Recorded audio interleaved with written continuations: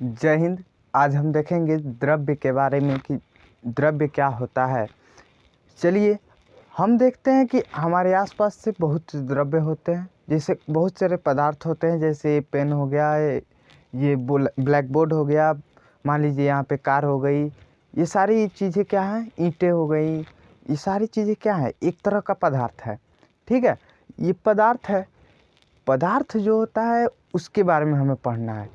क्या ये सचमुच एक द्रव्य है? बच्चों को ये कन्फ्यूजन होता है कि द्रव्य क्या है, यानी कि द्रव्य में और द्रव में दोनों में कन्फ्यूजन होता है बच्चों को। यही हम समझाने वाले हैं इस वीडियो में कि द्रव्य क्या होता है और द्रव में क्या अंतर है यहाँ पे, और उसके बारे में डीपली पढ़ेंगे आज। ठीक है, चलिए देखते हैं इसको।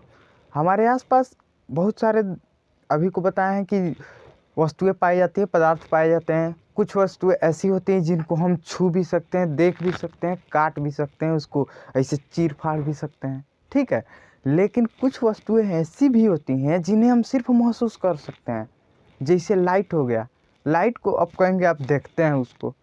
अरे भैया, कि आप उसको देखते नहीं है। देखते तो उसको हम चुरवा के थैली में धर लेते, यानी कि उसको हम पकड़ सकते हैं। हम उसी को देखते हैं ना जिसे हम पकड़ सकते हैं। ठीक है, तो इसके लिए भी एक नई वीडियो बनाएंगे। ठीक है, फिलहाल इस समय दूसरा टॉपिक है। चलिए आगे बढ़ते हैं।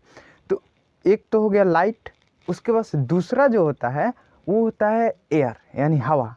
ठीक है, हवा जो होता है वो भी क्या होता है कि महसूस कर सकते हैं सिर्फ उसको हम छू नहीं सकते। ठीक है, उसको पकड़ नहीं सकते, ना ही उसको हम देख सकते हैं। ठीक है, देखिए अब क्या होता है कि हवा जो होता है वो तो हो गया हमारा वो महसूस करने वाला। अब कुछ ऐसे भी होते हैं जिसे हम देख सकते हैं लेकिन छू नहीं सकते। जैसे मान लीजिए मॉनिटर हो गया। जैसे कंप्यूटर में जो होता है ना सॉफ्टवेयर, उसे हम सिर्फ देखते हैं ना, ऐसे चित्र उसमें दिखाता है, हम टाइप कर देते हैं, ऐसे उसमें लिखा जाता है। उसको आप छू देंगे, जैसे छूएंगे वो ख़राब हो जाएगा फोल्डर उसका। तो ठीक है, तो वैसे भी पदार्थ होते हैं जिसे हम सिर्फ देख सकते हैं, उसे छू नहीं सकते। चलिए इस प्रकार के पदार्थों को बारे में अध्ययन करते हैं। चलिए देखिए, यहाँ पे बच्चों को कन्फ्यूजन था कि द्रव्य क्या होता है, लेकिन यहाँ पे यही होता है कि द्रव्य जो होता है वही वही जो होता है पदार्थ भी होता है, यानी कि पदार्थ को ही हम द्रव्य बोलते हैं। यहाँ तक बात क्लियर हुई? सबका कन्फ्यूजन दूर हो गया होगा कि द्रव्य जो होता है वही पदार्थ होता है। तो ये क्या एक द्रव्य है? हाँ है। हवा एक द्रव्य है, वो भी है। ये स्वेटर एक द्रव्य है, ये भी है। ठीक है, चलिए अब द्रव्य को इंग्लिश में क्या कहते हैं? मैटर कहते हैं। ठीक है, इसके पिछले वीडियो में हमने केमिस्ट्री के बारे में बताया था, तो आपको बताया था कि द्रव्य को हम दो भागों में पढ़ सकते हैं, भौतिक और रासायनिक। भौतिक का मतलब क्या होता है कि किसी को हैंच मुक्का मार दीजिए, वो क्या हो गया? भौतिक हो गया, जो बाहरी आघात दे। ठीक है, ऐसे बोर्ड को मार के तोड़ दीजिए, इसे आधा आधा हो गया, तो ये क्या हो गया? भौतिक। रासायनिक का मतलब क्या हो गया?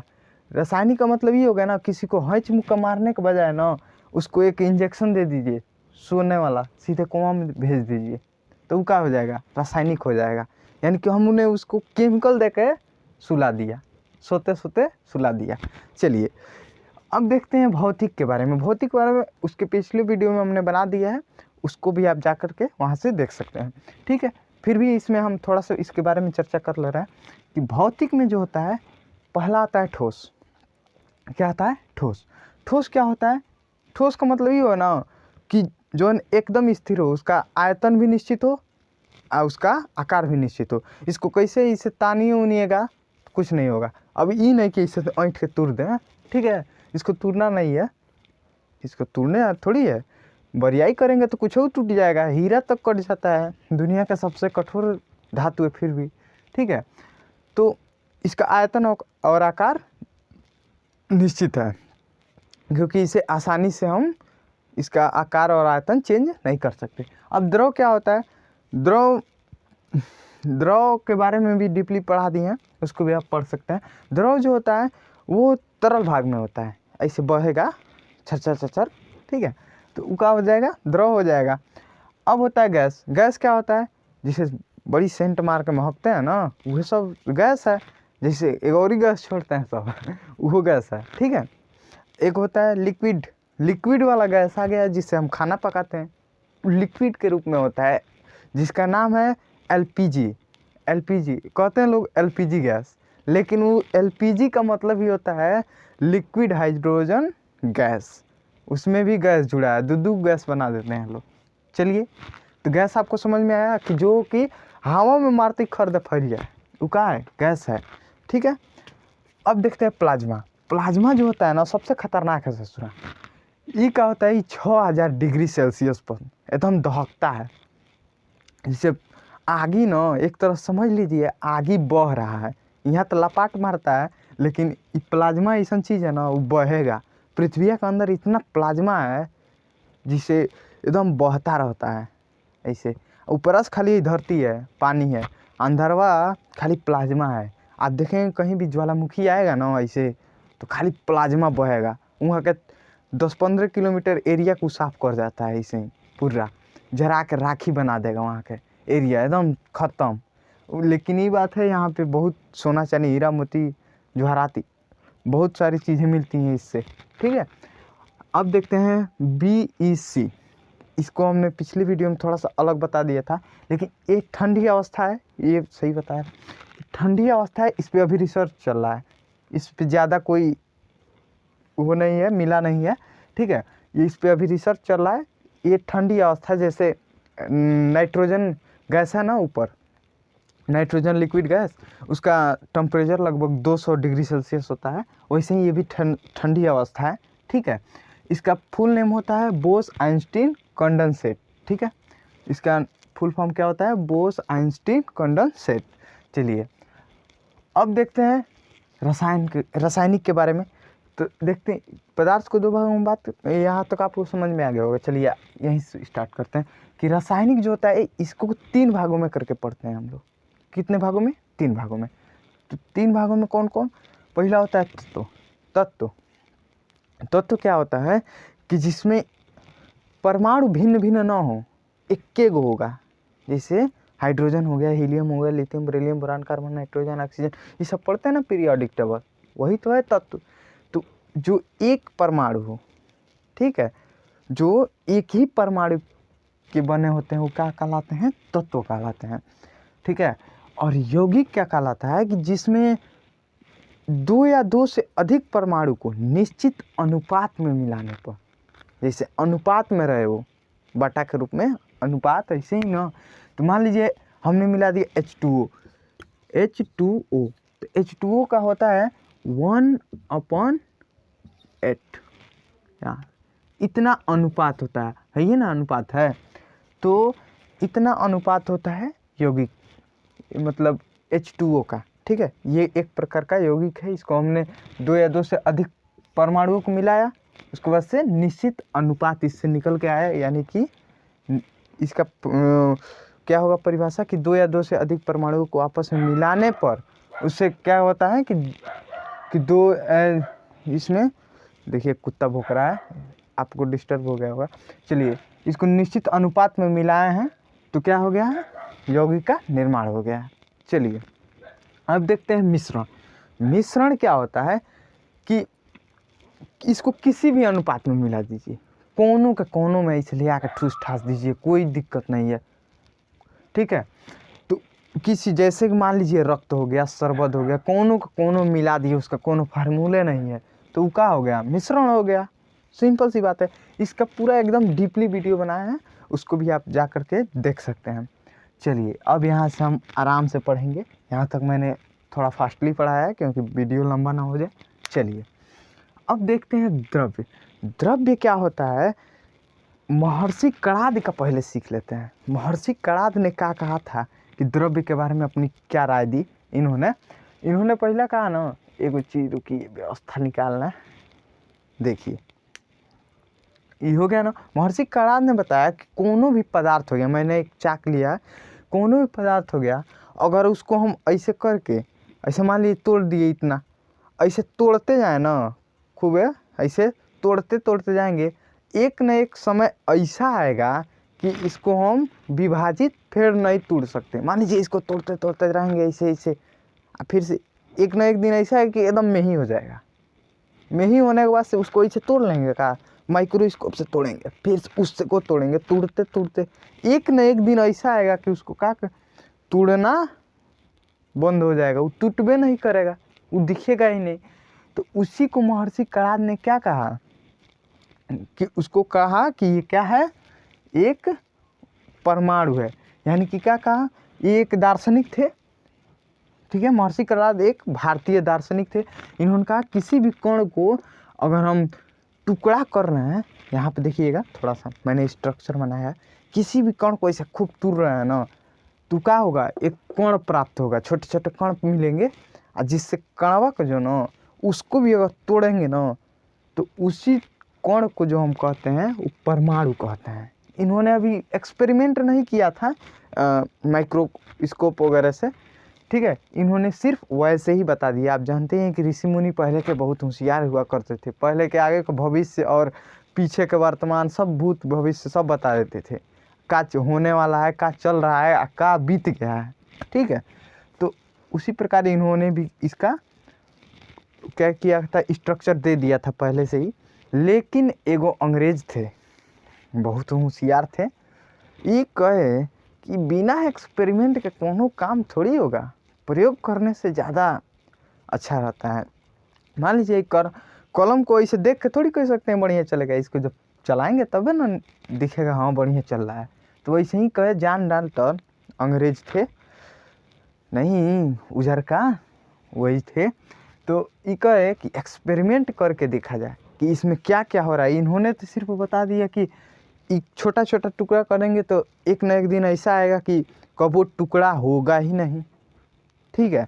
तो इन्होंने सिद्ध किया, पहले क्या किया, सिद्ध किया। तो पहले क्या मिला इनको, परमाणु मिला।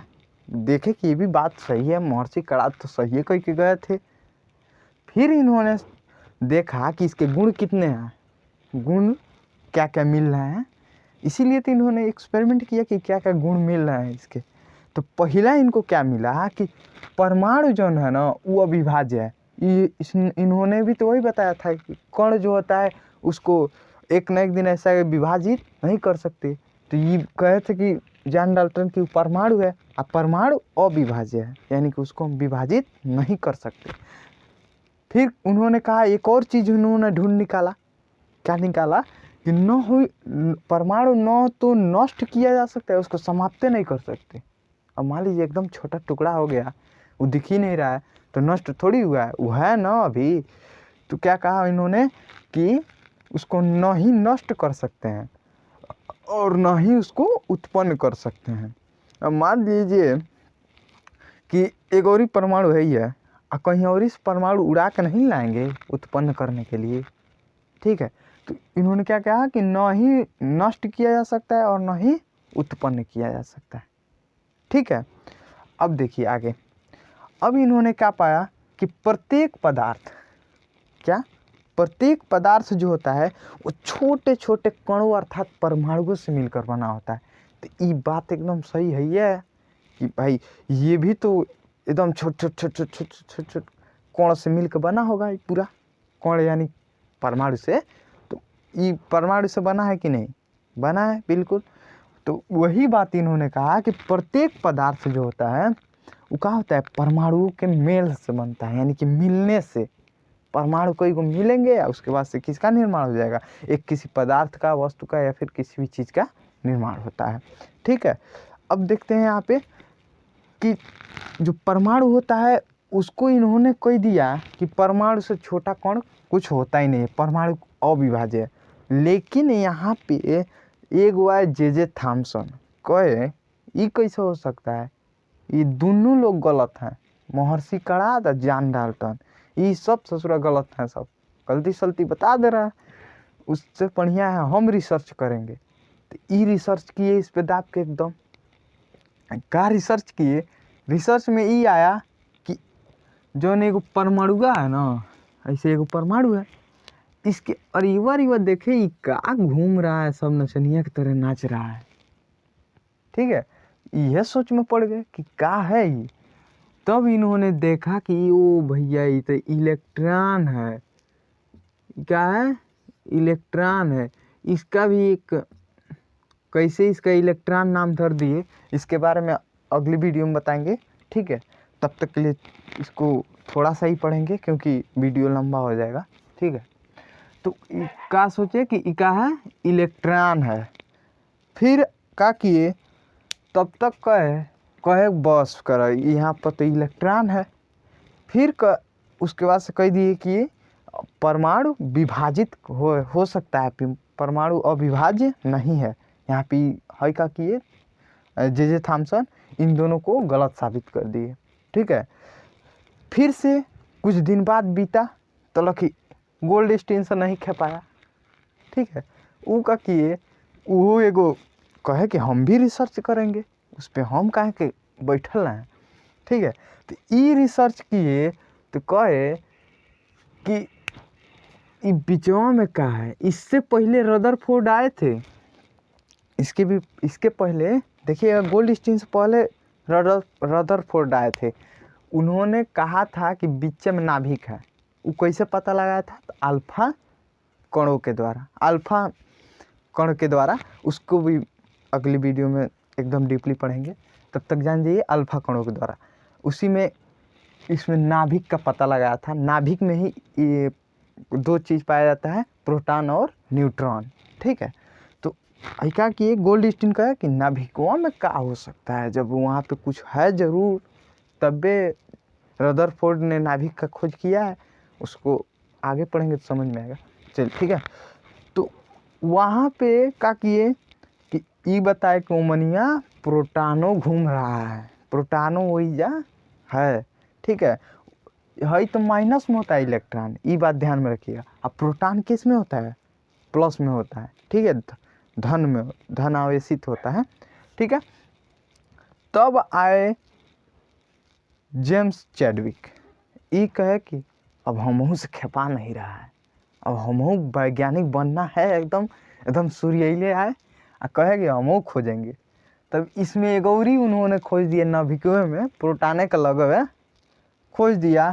कौन चीज़ कि इसी में एगो न्यूट्रॉन पाया जाता है, जौन क्या है ना ही धन आवेशित है और ना ही ऋण आवेशित है। वो क्या है? उदासीन है, उसमें कोनो स्वादे नहीं है।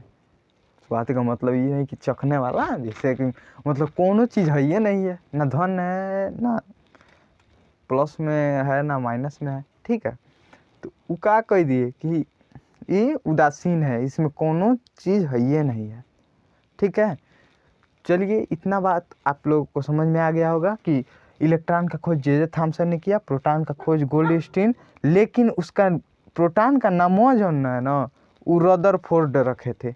ठीक है, रदरफोर्ड रखे थे, इसीलिए श्रेय भी अधिकतम रदरफोर्ड को ही जाता है। प्रोटॉन देखिएगा यहाँ पर कन्फ्यूजन हो सकता है कि नाम किसने रखा था रदरफोर्ड, खोज किसने किया तो गोल्डस्टीन। ठीक है, यहाँ पे न्यूट्रॉन का खोज जेम्स चैडविक ने। यहाँ तक आप लोगों को समझ में आ गया होगा। अगले वीडियो में हम बताएंगे आपको कि परमाणु के बारे में एकदम डीपली कैसे इन्होंने खोजा, जे थॉमसन ने कैसे खोजा, उसके बाद से गोल्डस्टीन ने खोजा, उसके बाद से रदरफोर्ड ने कैसे नाभिकीय प्रकीर्णन का प्रयोग किया। तब तक के लिए गुड बाय।